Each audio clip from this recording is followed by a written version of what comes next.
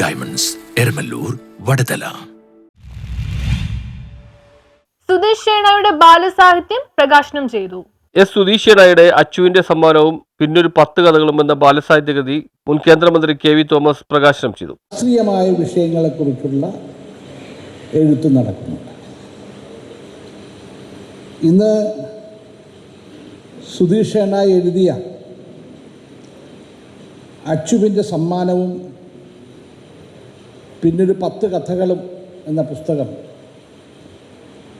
നിങ്ങളുടെ മുമ്പിൽ അവതരിപ്പിക്കുമ്പോൾ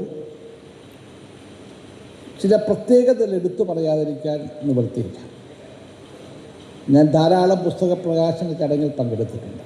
ഒന്ന് എൻ്റെ പുസ്തകങ്ങൾ, മറ്റൊന്ന് മറ്റു പലരുടെയും പുസ്തകം. ശ്രീകല സുഗാദിയ ഏറ്റുവാങ്ങി. മുകേഷ് ജെയിൻ മട്ടാഞ്ചേരിയിലെ വിദ്യാലയങ്ങൾക്കായുള്ള പുസ്തകങ്ങൾ ഏറ്റുവാങ്ങി. അവിനാഷ് കമ്മത്ത് അധ്യക്ഷത വഹിച്ച ചടങ്ങ് മനോഹർ കിനിയാണ് ഉദ്ഘാടനം ചെയ്തത്.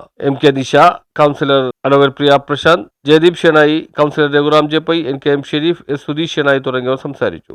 വിധിന്യായങ്ങളും ഉത്തരവുകളും മാത്രമേ എൻ്റെ എഴുത്തുകളായിട്ടുള്ളൂ. ഭാഗ്യത്തിന് ചെരുപ്പിറങ്ങും കൊള്ളാതെ റിട്ടയർ ചെയ്ത ശേഷം ഒരു പുസ്തകം എഴുതാൻ തുനിഞ്ഞപ്പോൾ കിടക്കുന്നു. ഫേസ്ബുക്കിൽ ഒരു അഡ്വർടൈസ്മെൻറ്റ്, നിങ്ങൾ 20 ചോദ്യങ്ങൾ ചോദിക്കൂ, ഞാൻ നിങ്ങളുടെ ആത്മകഥ എഴുതി തരാമെന്ന് പറഞ്ഞ് ഒരു പരസ്യം.